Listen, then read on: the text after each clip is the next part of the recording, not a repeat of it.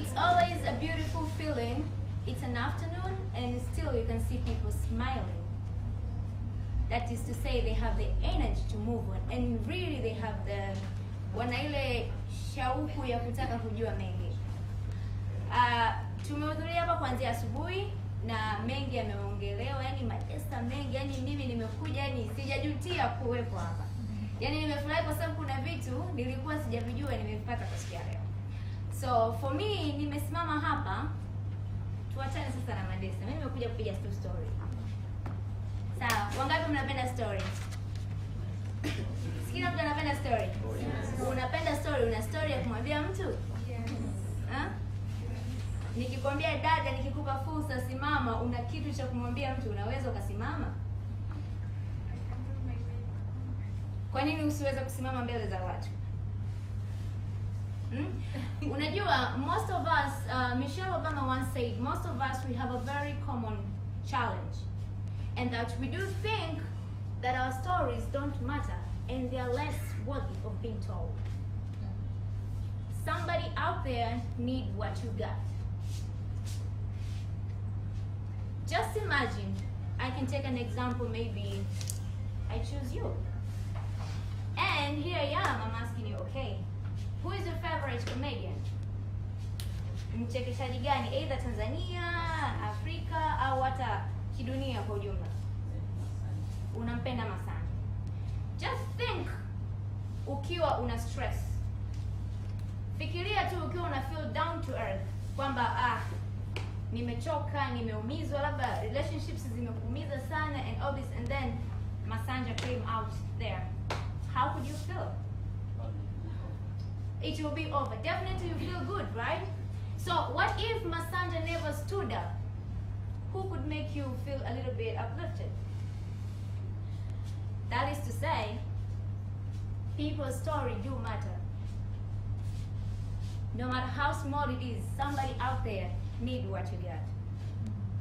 So just imagine what your story can do to somebody. Think of the people who are doing businesses. Several times they have tried to accomplish success in their businesses. Na hawafanikiwi. Wanajisikia vibaya sana. Think of that student for years, amekuwa akienda darasani, matokeo ni mabaya.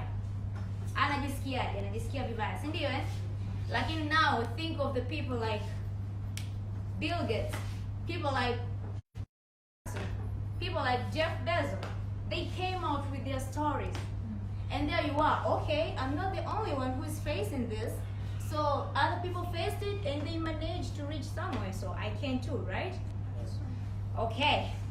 My name, as introduced, is MBILINYI. I'm a social activist.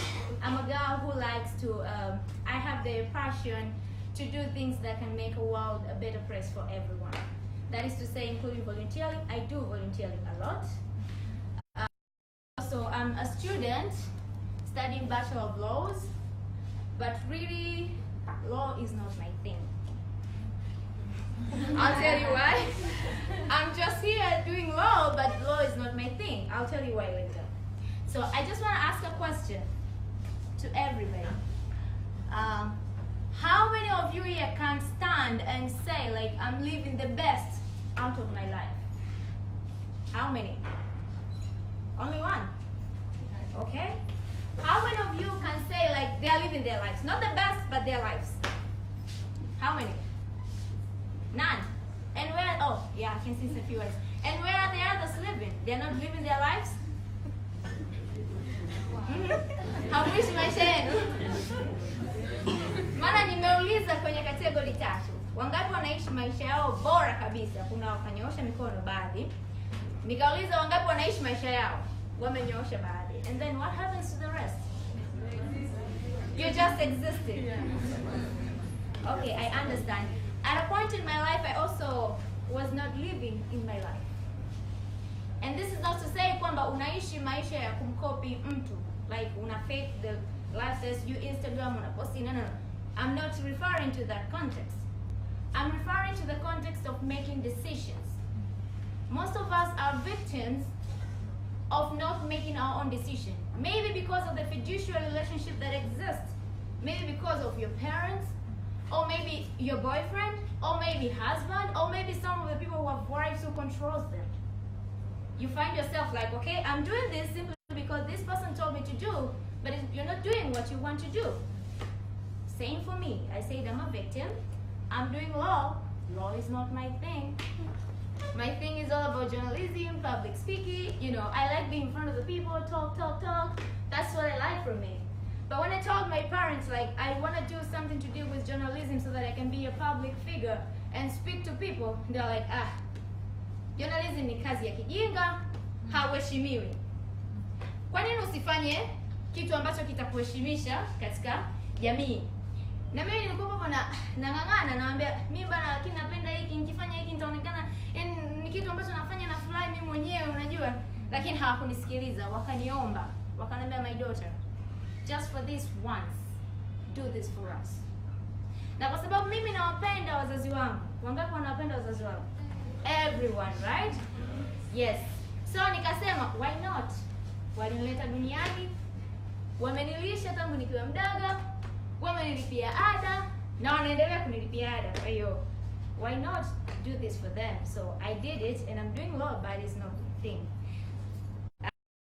So, that is to say, so I'm doing like I'm failing in class. That's I'm not doing it perfectly because I don't like it. No, just because I'm in there, I have to work hard and be someone. Doesn't matter even if I don't like it. The same applies to most of us. Some of us have been subjected to the life that they don't like. Maybe years before huko walifanya vitu ambavyo hawakuvitaka wenyewe. That's not the end of it. Cha msingi uitambue, like, nataka nini maishani. Nimefanya vitu vingi kwa ajili ya watu. Ni muda wa wewe kufanya vitu kwa ajili yako. There is nothing like the perfect timing. Perfect time is anytime once you're ready. I'm going to share a little story of me and why I chose the topic is either now or never. I was born in Tanzania, nimekulia Tanzania. Bahati nzuri nimezaliwa hapa Dar es Salaam, kwa hiyo nimeishi hapa Dar es Salaam, nimesoma pale shule inaitwa Ubungo National Housing. Kuanzia darasa la kwanza mpaka la 6. Sio shule ya Kayumba, lakini sio international school pia. Ni shule tu ya kawaida hapo. Shule ambayo Kiingereza was not a priority. And for me nilikuwa napenda Kiingereza lakini sikuwahi kujua. Kwa hiyo, and the concept iliyokuwa nayo ni kwamba English is all about yes and no. Sababu mara nyingi ukiwasikiliza watu wakiongea, unasikia tu yes, no, yes, no. So for me, I had the idea kwamba English is all about yes and no.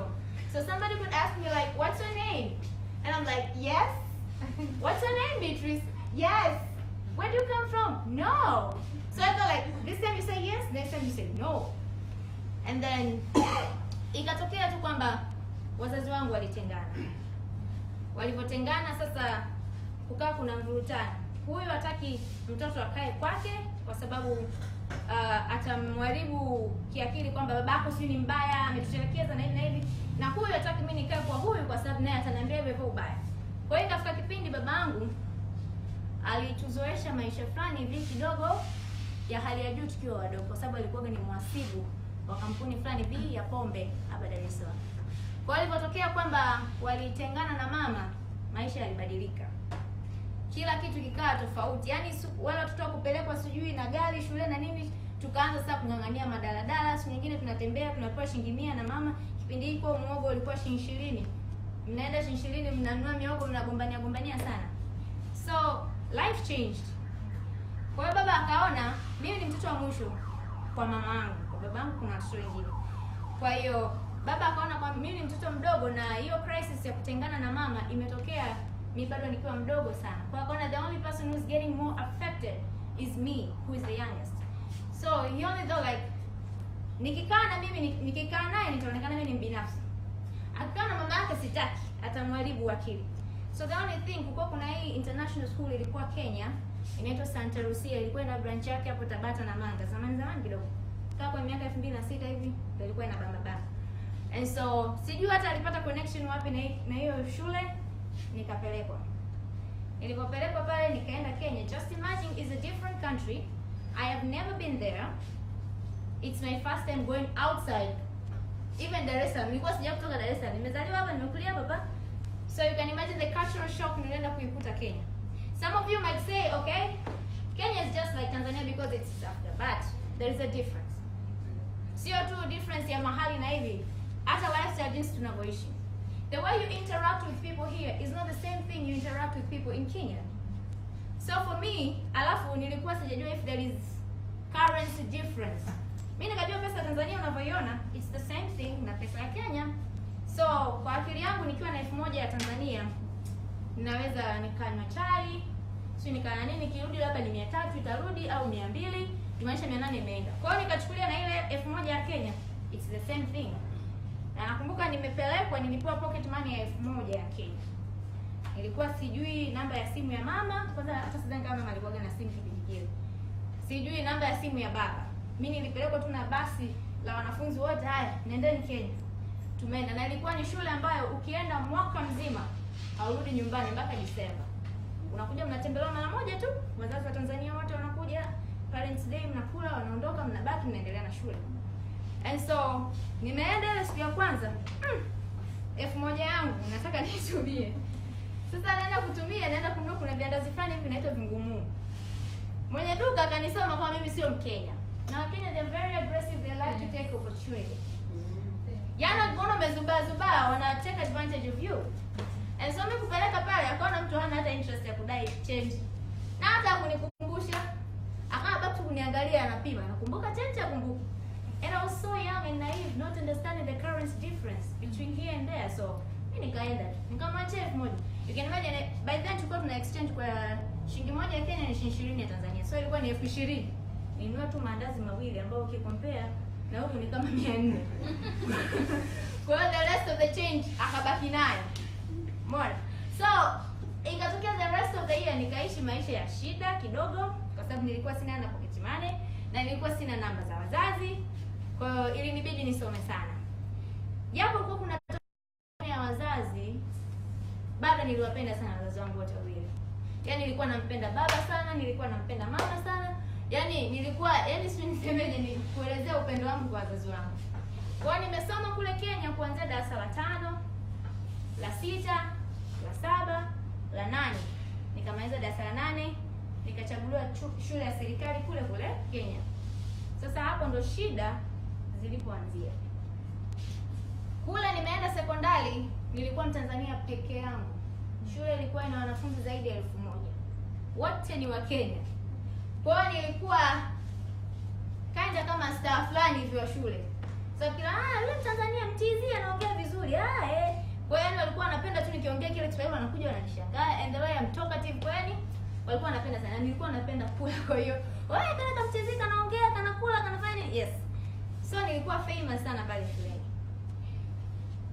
Nikaa nimesikia fununu kwamba nyumbani sasa nikiongea na wazazi nilipofika sekondari kuna matarajio kwamba wazazi wanaweza wakarudiana, differences zao zote zikaachwa pembeni, warudiane wakae sawa. So I was really hoping for that to happen. Na nilikuwa naomba sana. Kwa hiyo nilikuwa nasoma, yaani nasoma hivyo siku moja nitakuja nitafanyia surprise wazazi wangu hivi na hivi na hivi. Ghafla bimbu. Mambo yalibadilika. Conflict ikawa kubwa. Sasa ilikuwa sio separation tu, ilikuwa inaelekea kuelekea divorce. And that's one thing I couldn't stand, seeing my parents not together anymore. Yaani mkae separated, mnajua siku moja tu mtarudi, lakini not divorce, because divorce is for good. You know? So nilichanganyikiwa sana. And that is because I tied my life with my parents. Like I made my parents my priority over everything. Like if things were not going for them, they're not going for me. You know? So that thing really affected me. Iliniumiza sana. Attendance yangu ya darasani ikadrop. Nikawa naona bora tu nilale, nisifanye chochote. Darasani nikaanza kushuka. Yaani hesabu nilikuwa nafanya vizuri, sasa hizi nikaanza kupata madidi na ma-EE. Yaani sielewi, yaani nilikuwa naona kabisa ni kuendelea kusoma yani hakunifai tena, kwa sababu why am I studying? Because I wanted to be so prosperous for me to help my family come together again, and now it's at the point where they are separating for good. So I was like, no, I'm not going to do it anymore. I talked to some of my friends, and the kind of friends I had were not really helping. And that is to say, you should choose your friends wisely. My friends were not wise enough. And so they were like, kweli huwezi shinda hapa ukisoma na wazazi hawaelewani. Yaani inabidi ukeshe ufunge kwa maombi warudiane. Unajua, those were the kind of words were telling, kwa sababu najua walikuwa ni watoto. Na mimi nikakaa tu pale, my mind ikawa enclosed hapo tu, ninalia nafanya hivyo. So wakiona hivyo, basi kuna ile group la dead girls walikuwepo sasa, wamejitokeza kutoa support. Kwamba wewe uende darasani, uko hivi sasa inabidi tukucheer. And the cheering up is not like giving me motivational talks ama advice nzuri. The cheer up was like when they were sneaking out of school to go to clubs, they could carry me around. They were doing this, yani wakani-introduce kwenye maisha kama hayo. Sasa nikawa mtoro kabisa, sio tu wakudoji bwenini, wakuruka mpaka ukuta, kwenda sehemu mbalimbali za starehe Nairobi na nini vitu kama hivyo. Hasa ilifika kipindi, that was too bad. Most of them walifukuzwa. Mimi sikufukuzwa on the basis kwamba principal wa shule alijua my situation ya wazazi, kwa sababu nilifika kule sina ndugu, so the matron was like in charge of me. Yeye ndo alikuwa ananisimamia, so matron ikabidi amueleze the whole thing that is going on. But the thing is, hawakunipa chance ya kunisikiliza mimi nina nini ndani yangu cha kuongea. Wenyewe walikuwa tu vile kwamba huyu ni mtoto, ana mawazo, labda mwacheni. Sometimes we like to say, tunasema tuache watu, tumwache, tumpe muda kwanza. Hamjui muda unaompa mtu ndani mwake anafikiria nini. By the 14 going to 15, and one thing that came into my thoughts is suicide.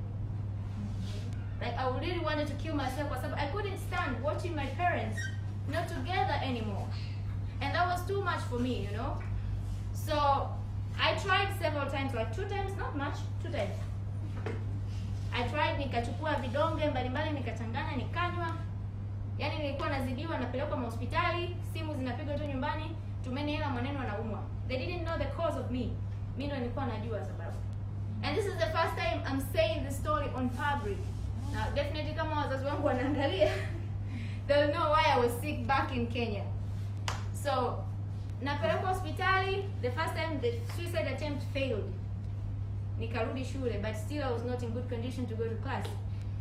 Kukaa tu kupiga story na watu wakaniambia, ndimu inakausha damu. Wewe chukua ndimu nyingi utakauka damu, utakufa haraka. Unajua, they are very cooperative kukwambia njia zote. Yaani fanya. Ndimu inakausha damu, wewe kunywa. So, ikafika kipindi like na wanajitolea kabisa, mimi nitakuendea, nipe pesa. You see? And so I was very foolish. I had no one to talk to. I was silenced. That thing was eating me inside. But no one knew it apart from the friends, and the friends that could no longer take a step that could help me. Administration kule wanasema, mwacheni huyu mtoto ana mawazo. Kasa. Hajui anaendelea ndani yangu. And so ndimu zikaletwa. Mimi fanya kazi zote, kamua na nini mandimu kunywa. Nikijua kama ndimu itanikausha damu nitakufa. Zimeenda. The ndimu had effect in some way, kwa sababu ilifika kipindi nilipungua damu, nilipungua kabisa. At a point, yani nilikuwa na faint tu bila sala. Nikitembea tunaanguka. And so I was taken to the hospital. Wazazi wangu wakapigiwa simu, wakasema kwamba huyu mtoto inabidi aongezewe damu haraka sana. My mom was like, msimuongezee damu yoyote kabla mimi sijaja nijue. But akasema hawezi, huyu mtoto inabidi afanywe kitu haraka sana. And so my matron organize kila kitu. Mimi hapo sijielewi, niko tu hospitali nimenanilia. So the blood transfusion took on and everything ikaelekea hivyo, nikarudi shule salama. But still in my head I was not mentally okay kabisa. Lakini same zote hawajui the cause of everything. Wanajaribu tu kuassume ni stress. Wenye watoto hapa, how many times do you get in touch with your kids to know what they're going through? How many times do you? Inabidi mtengee muda watoto wenu They are going through a lot that you don't know.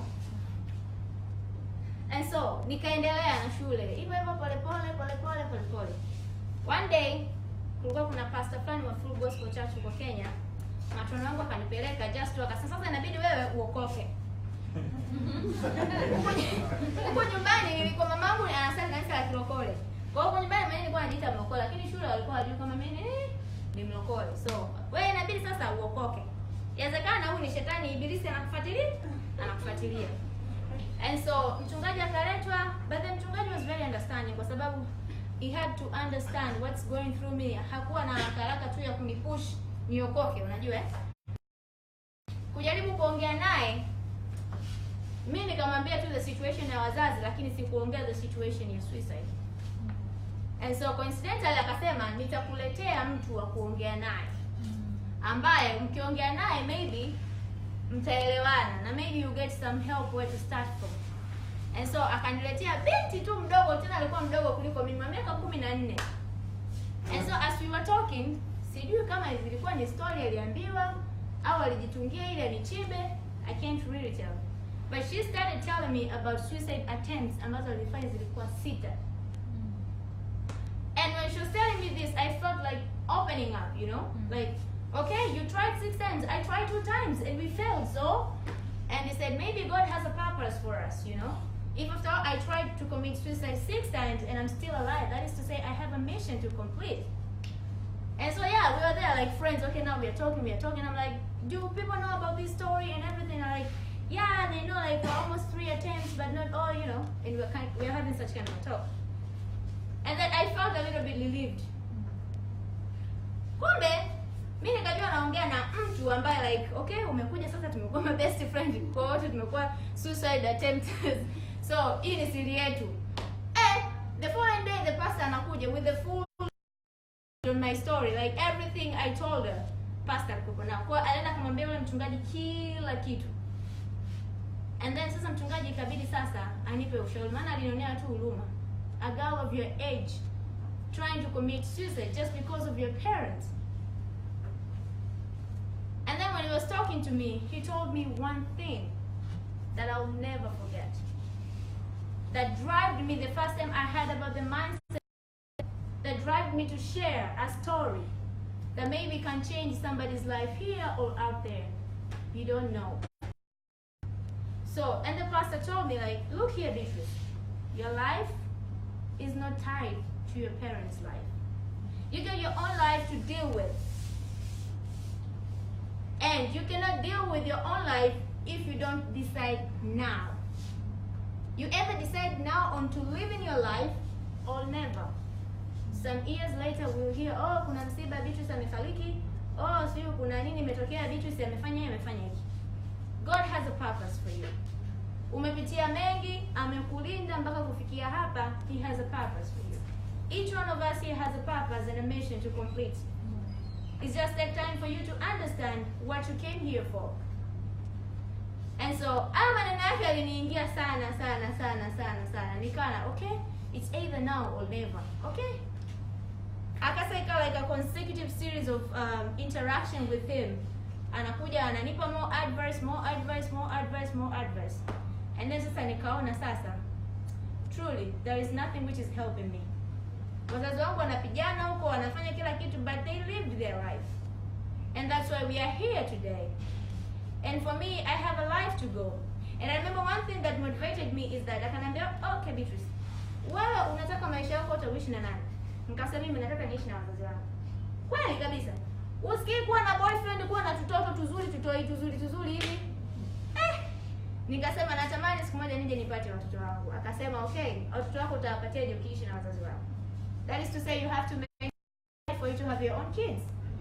You cannot depend on your parents forever. Wazazi wanaweza wakachukuliwa na Mungu siku yoyote, alafu utalia milele. Never. And so that kept me motivated and I started a little bit improving. Wazazi walikuwa wanakuja tu shule wananiangalia, sawa, unaendelea vizuri, wanaenda. Lakini they never knew the in-depth story that happened to me. And so nikaanza gradually kuchange. Nika change, walimu sasa wakawa na pay more attention kunifundisha zaidi na nini. And form 4 nimemaliza, nikafanya tu vizuri, ingawa not the best, lakini vizuri because nilimanage kupata B+ 4 na C 4. For me, I tried. Everything that went on, I tried, and teachers could not believe it because walikuwa wanasema kwa BEATRICE amepata hivi kwa sababu hakuona hiyo spirit ikikuja. And so nikamaliza, and luckily Kenya hamna form 5 na 6. Nilipoishia form 4 nikachaguliwa chuo Mount Kenya University for me to go and join there to do my Bachelor of Journalism and Mass Communication. Okay, another journey started. Here I am. Wazazi nikaambia kuhusu journalism, nimeshachaguliwa chuo, and they're like okay. Hakuongea sana, wakaniacha. Kwa hiyo Kenya nikawa enrolled kufanya Bachelor of Journalism and Mass Communication. Nimeenda kule hard year semester, vitu vya Al-Shabaab vikaanza, sio Al-Shabaab wanashambulia Kenya, and then my dad faced financial crisis. He could no longer support me to stay in Kenya, and so I had to come back here. Coming back here, I'm looking for a university to deal with my bachelor degree in journalism and mass communication, and here I was told like, yo, you know what? We are two different education systems. We cannot take you direct to bachelor degree, so you have two options: either to go through certificate, or you go through A level for you to get to bachelor. I was like, okay. Nimeshajiunga na chuo, nimeona wakakaa wazuri chuo, nimejua kuvaa kupendeza. You want me to go back to high school to put on those uniforms? Nisuka misiu ni nyoa siwezi. And so I told my parents like, and so 2015 nikajiunga na certificate of journalism and media studies Sauti branch ya hapa Msimbazi. And they told me, wakaniahidi kwamba in that certificate, if you're gonna do really well, you're gonna go straight to bachelor without going through diploma. And I made sure like I'm really studying, you know.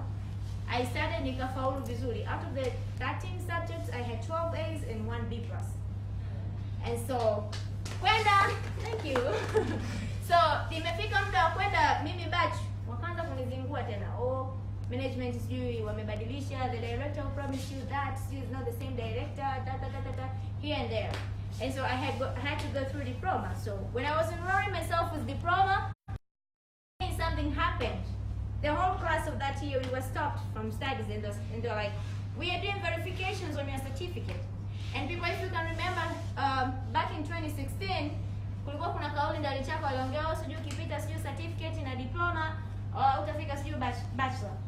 Kitu kama hicho. But later akatoa ufafanuzi alikuwa anamaanisha nini. Mwanzoni wote tulikuwa na ile hype. So for me niliposikia hivyo I was like no. The far I've gone through, mimi sio mtu akuja kuishia diploma. Kabisa. I have to go through batch. And so the only option, kwa sababu walikuwa wananiambia na achisho hapo diploma for 1 year, and then the following year we could continue with the studies. That is to say ninge waste 2018 ndo ningekuwa sasa naingia diploma ya journalism. And so when I told my dad was like, my daughter, you have no option. Go back to high school. In the beginning I was like, baba kweli? Nikavaa mimi minyoosho, nikavaa na uniform kabisa, sitakuwa na simu yangu shuleni kweli? And then nikakataa at the first place, like no. So what are you gonna do? And I was like, I'm gonna work, I'll get money, and then the following year I'll go back to school. And my dad was like, do you think that is easier? Like it's easier for you to get work? And like, yeah, I know my ways of getting work, so I'll work. But again, on the next Sunday, I had to go to talk to my pastor. And my pastor was like, okay. My pastor was like, Beatrice, you can do it. Go back to school. Winners are always winners, no matter where they're taken. Catch that. No matter the situation which you're in, if you're a winner and you have the spirit to succeed, you will succeed. And so I went back to A level. 1 semester late from the class that joined in 2016, I joined in 2017. And the same year, 2017, I was in Form 6. And then 2018, last year, I finished my Form 6 in around May. And when July came, I managed to be the best student nationwide last year. So I just wanted, thank you. I just wanted to show the effect of you making your decisions now. Were it not the BEATRICE that made the decisions to transform my life from thinking about, and she thought like, okay, I have my life to do, and that's where I am here today. I just want to tell you something to give you motivated. It's either now you decide or never. You can start anywhere with anything, and you can do what you want.